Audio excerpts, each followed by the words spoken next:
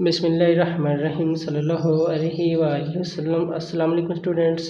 तो क्या हाल है आप सबका? उम्मीद करता हूँ आप सब खैरियत से होंगे। तो खुशामदीद मेरे YouTube channel study with Sajid. आज की जो हमारी वीडियो है क्लास 10th की रियाजी की, हमारे पास एक्सरसाइज 3.2 है। तो वीडियो स्टार्ट करने से पहले आप सबसे मेरी एक रिक्वेस्ट है कि अगर आपने मेरा चैनल सब्सक्राइब नहीं किया तो सब्सक्राइब करना मत भूलिए। तो हम चलते हैं अपनी वीडियो की तरफ। हमारे पास जो पहला सवाल है वो है, दर्ज झैल कालों में से वहदानी कालब, कतारी कालब, कालमी कालब और सिफरी कालबों की शिनाख्त कीजिए। ये हमें उन्होंने पहले सवाल में दे दिए हैं। तो इनको हल करने से पहले हमें पता होना चाहिए वहदानी कालब क्या है, कतारी कालब, कालमी, सिफरी ये क्या है। तो सब हमें इसको पीछे पढ़ते बुक में उन्होंने तरीफ़ें दी हुई हमें। तो बुक के पेज नंबर 50 पे हमें उन्होंने कालबों की अकसाम दी है। तो हमारे पास जो पहली अकसाम है वो कतारी कालब है। ऐसा कालब जिसकी सिर्फ एक ही कतार हो कतारी कालब कहलाता है। ये मिसाल भी उन्होंने दे दी है, देखे सारे। ये कतार एक है, चाहे कालम इसमें 3 है, इसमें 2 कालम है, इसमें 1 है, लेकिन कतार ये देखे कतार इस तरह के होते हैं हमारे पास उफ़की। ये हमारे पास एक है, तो ये हमारे पास कतारी कालब हो गया, पहचान को पता चल गया। इसके बाद हमारे पास जो दूसरा है कालमी कालब। कालमी कालब जिसमें सिर्फ एक कॉलम हो, कतारें चाहे जितनी मर्जी हो। ये कॉलम हमारे पास ये है उमूदी टाइप। ऐसा कालब जिसका सिर्फ एक ही कॉलम हो कालमी कालब कहलाता है। इसके बाद हमारे पास है सिफरी कालब। अगर किसी कालब के तमाम अरकान सिफर हो तो वो सिफरी कालब। ये देखे सारे ये हमारे पास सिफर आ रहे हैं, तो हमारे पास सिफरी कालब हो गया ये। वैसे तो कालबों की अकसाम यहाँ पर उसने बहुत सारी दी हुई हैं, तकरीबन 12 तक दी हुई हैं, लेकिन पहले सवाल में सिर्फ उसी ने वहदानी, कतारी, कालमी और सिफरी के बारे में पूछा था, इसलिए मैंने ये आपको 3 बता दी हैं। इसके बाद हम सवाल को हल करते हैं। सॉरी, वहदानी कालब बताना मैं भूल गया। वहदानी कालब एक स्केलर कालब को वहदानी कालब कहा जाता है अगर इसके तमाम मरकज़ी वितर अरकान एक हो। ये वाले जो अरकान होते हैं इनको कहते हैं वितर। ये जो बकाया होते हैं ये सारे गैर वितर है। तो ये देखे एक एक आ रहा है, ये भी एक एक। ये हमारे पास जो मरकज़ी जो आ रहा है ना एक एक, ये हमारे पास वहदानी कालब है। तो ये भी आपने याद रखना है कि वहदानी कालब क्या होता है, कतारी कालब, कालमी कालब, सिफरी कालब। ये डेफिनेशंस बहुत अहम है, ये एग्ज़ाम में आ जाती हैं, आपने इनको भी लाजमी याद करना है। तो चलते हैं हम अपने पहले सवाल की तरफ।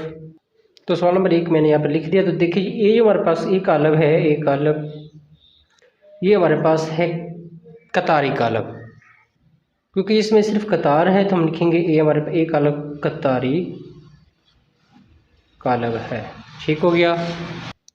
बी हमारे पास बी सिफरी कालब, इसमें सिफर आ रहा है तो हम लिखेंगे सिफरी कालब है। तो इस तरह सी हमारे पास वहदानी कालब, इसमें से ये देखें वितर के कान एक एक आ रहे हैं, हम लिखेंगे वहदानी कालब। आप सी साथ नाम लिखा तो कोई बात नहीं, सिफर कालब और कतारी कालब लिखते हैं और वहदानी कालब लिखते हैं। इसके बाद ये देखें ये हमारे पास डी है। डी में सिफर सिफर तो हम लिखेंगे सारे कान क्या हैं, सिफरी कालब हम लिख लेंगे। ये भी हमारे पास आ गया है सिफरी कालब। तो इसके बाद ये देखिए हमारे पास तो है कालमी, एक ही कालम है ना, तो हम लिखेंगे कालमी कालब, कालमी कालब। ये हमारे पास आ गया। एफ जो हमारे पास ये भी कालमी कालब है, इसमें एक ही कॉलम है तो हम लिखेंगे कालमी कालब। तो ये हमारे पास सवाल नंबर 1 जो है वो कंप्लीट हल हो चुका है। तो चलते सवाल नंबर 2 की तरफ। तो सवाल नंबर 2 हमारे पास है, दर्ज कालों में से कतारी, कालमी, मुरब्बई और मुस्ततीली। इसमें कतारी और कालमी तो हमने पढ़ ली हैं तरीफ़े, मुरब्बई और मुस्ततीली की रहेगी। हम चलते हैं मुरब्बी, ये वाला हमारे पास रहा मुरब्बी कालब। इसकी डेफिनेशन हमारे पास है, ऐसा कालब जिसमें कतारों और कालमों की तादाद बराबर हो मुरब्बई कहलाता है। जैसे कि n/n। ये देखिए इसमें से हमारे पास 1 2 3 कॉलम है, 1 2 3 कतारें, तो हमारे पास 3 का एक मुरब्बई कालब है। 1 2 ये सारे जिस यानी कि कतारें और कालम बराबर हैं, ये तो हमारे पास मुरब्बई कालब है। तो ये हमारे पास मुरब्बई कालब की डेफिनेशन होगी। तो इसके बाद जो यहाँ पर उन्होंने दिया हमारे पास मुस्ततील की, ये वाली मुस्ततील कालब, अगर किसी कालम में कतारों और कालमों की तादाद बराबर ना हो तो उसको मुस्ततील, जिसमें से ये देखिए 1 2 3 कॉलम है और कतारें 2 हैं, तो इसमें कतारें 2 है, कॉलम 1 है, कॉलम 2 और कतारों की तादाद बराबर ना हो तो हमारे पास मुस्ततील कालब होगा। ये इसकी डेफिनेशन। अगर ये आप डेफिनेशन याद कर लेंगे तो एक्सरसाइज आराम से हमारे पास हल हो जाएगी। तो सवाल नंबर 2 को हल करते हैं हम। तो सवाल नंबर 2 का जो हमारे पास जो पहला पार्ट है ना, ये हमारे पास है, ये देखिए हमारे पास कॉलम है, ये हम लिखेंगे ये हमारे पास है कॉलमी कॉलम, ये हमारे पास कॉलमी कॉलम आ गया। और बी हमारे पास है, इसमें कॉलम भी 2 है और कतारें भी 2, तो हम लिखेंगे ये होगा हमारे पास मुरब्बई कालब। और सी हमारे पास तो ये देखिए कॉलम 3 है और कतारें 2, तो ये मुस्ततीली हो गया, हम लिखेंगे मुस्ततीली कालब। ठीक हो गया। इसके बाद हमारे पास ये ई जो है, इसमें कतारें हमारे पास कॉलम 2 हैं, कतारें 3 हैं, तो ये हमारे पास मुस्ततीली हो गया, मुस्ततीली कॉलम। और ये एफ देखिए इसमें सिर्फ एक ही कतार, तो हम लिखेंगे ये हमारे पास कतारी कालब है। और जी हमारे पास देखें 3 कॉलम है 3 कतार थी, ये मुरब्बई हो गया, हम लिखेंगे ये मुरब्बई है कॉलम। और ये देखें एच जो हमारे पास है इसमें से कॉलम देखें 2 है और कतारें 3 है, तो हम लिखेंगे ये हमारे पास वही मुस्ततिली आ गया, मुस्ततिली कॉलम। तो सवाल नंबर 2 हमारे पास यहाँ कंप्लीट हो गया। तो चलते हैं सवाल नंबर 3 की तरफ। तो सवाल नंबर 3 हमारे पास है वितरी स्केलर और वहदानी कालमों की शिनाख्त करें। वितरी स्केलर हमारे पास ये नए हैं, वहदानी कालम तो हम पढ़ लिया है, तो हम वितरी की तरफ चलते हैं। हमारे पास जो वितरी कालम है वो है ये डेफिनेशन है वितरी कालम की। एक मुरब्बई कालम मतलब कि ये मुरब्बई जिसमें से कालम और कतारों की तादाद बराबर होगी, कालम को वितरी कालम कहा जाता है। अगर इसके मरकज़ी वितर अरकान में से कम अज़ कम एक, ये जो मरकज़ है इसमें कम अज़ कम एक जो ना गैर सिफर हो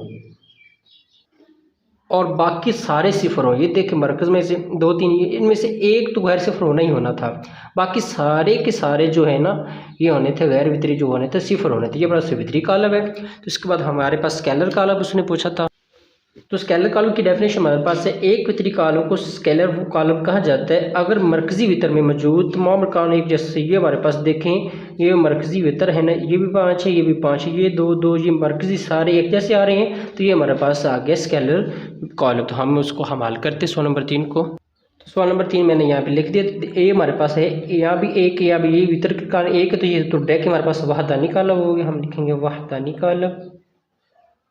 और ये बी देखें इसमें से ये सेम आ रहे हैं, हमने पढ़ा था स्केलर में मरकजी जो वितर है वो एक जैसा होना चाहिए, तो ये हमारे पास स्केलर हो जाएगा स्केलर कॉलम। और सी देखें ये हमारे पास आ गया है वितरी कॉलम। हमने पढ़ा है वितरी कॉलम में ये जो वितर है इसमें से कम से कम एक गैर सिफर हो, तो ये हमारे पास गैर सिफर है, तो हम लिखेंगे हमारे पास आ गया है वितरी कॉलम। उसके बाद ये देखिए ये भी हमारे पास वितरी कॉलम है, इसमें से दोनों में से एक तो ये दोनों भी हो सकते गैर सिफर या एक तो गैर सिफर होना ही लाजमी थी। ये हमारे पास वितरी आ गया और बाकी हमारे पास जो गैर वितरी है ना वो सिफर होना चाहिए, तो ये हमारे पास आ गया है वितरी कॉलम।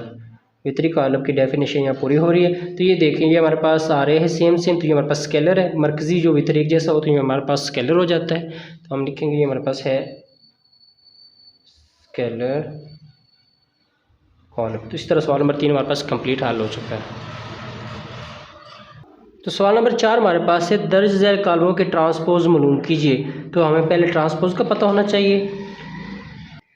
तो ये रहा हमारे पास कालम का ट्रांसपोज, ऐसा कालम जो दिए गए कालम की कतारों और कालमों को आपस में तब्दील करने से हासिल होता है, उससे दिए गए कालम का ट्रांसपोज कहा जाता है। अगर एक कालम हो तो उसका ट्रांसपोज ए को ऊपर टी लिख देते हैं, इससे जाहिर किया जाता है। ये देखें ये हमारे पास ए है ना, इसके ऊपर टी लिख दिया। ये देखिए हमारे पास एक कॉलम था ना, उसने कतार बना दी 1-8 को। ये हमारे पास कॉलम था 2 सिफर, ये कतार बन गई। 4-5 कॉलम था, ये भी हमारे पास कतार बन गई। उसने क्या कॉलम को कतार में या कतार को कॉलम में चेंज आपस में कर दें तो हमारे पास ट्रांसपोज आ जाता है। तो सवाल नंबर 4 को हम हल करते हैं।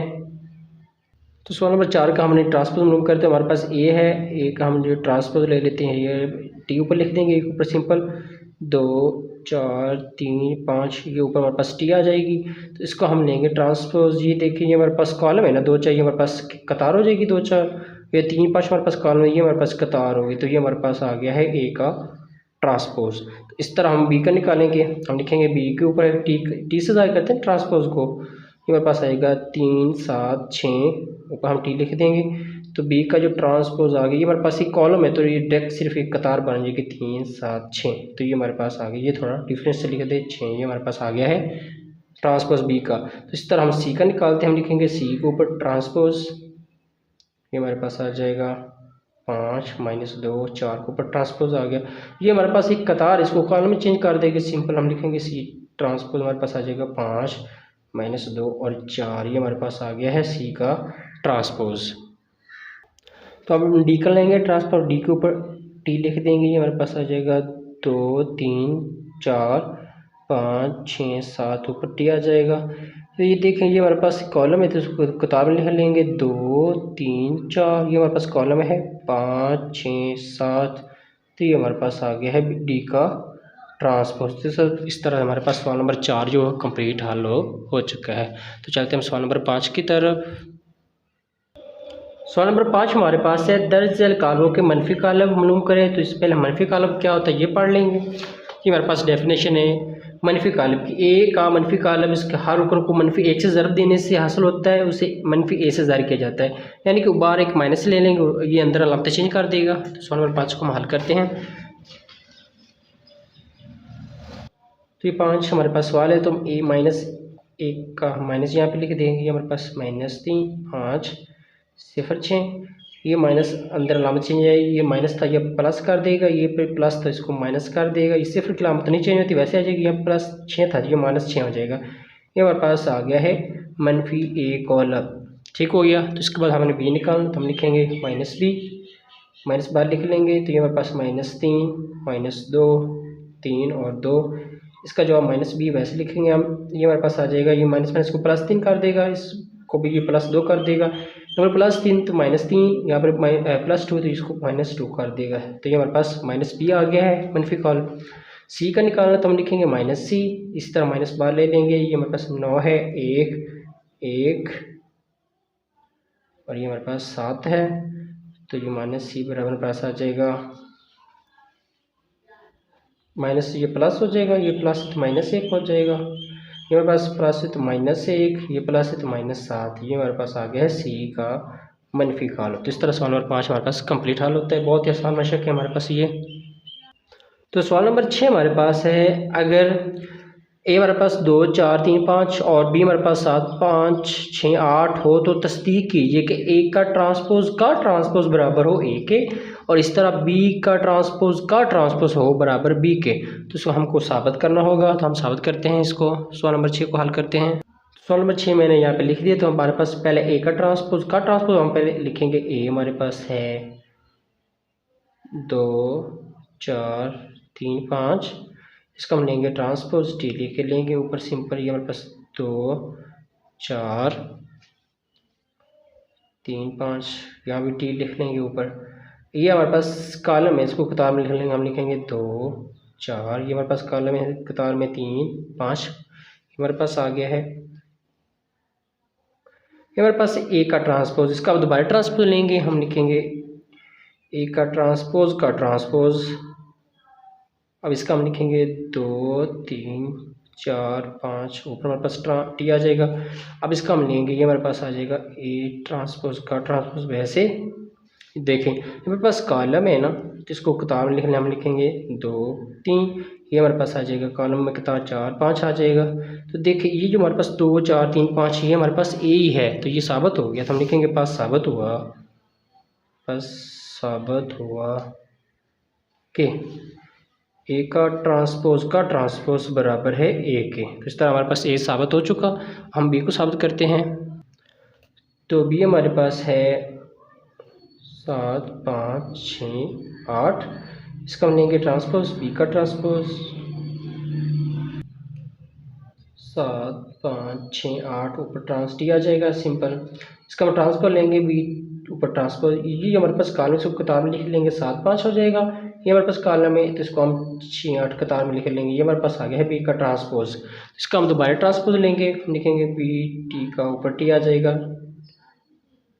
7 6 5 8 टी, इसका हम लेंगे अब ट्रांसपोज, बी टी का ट्रांसपोज, ये हमारे पास कॉलम है तो कतार हो जाएगा 7 6, ये कॉलम है तो हमारे पास 5 और ये आ जाएगा 8। तो देखिए यही बी है, बी की कीमत ये हमारे पास है 7 6 5 8, तो ये हमारे पास 7 6 5 8, तो हम लिखेंगे पास साबित हुआ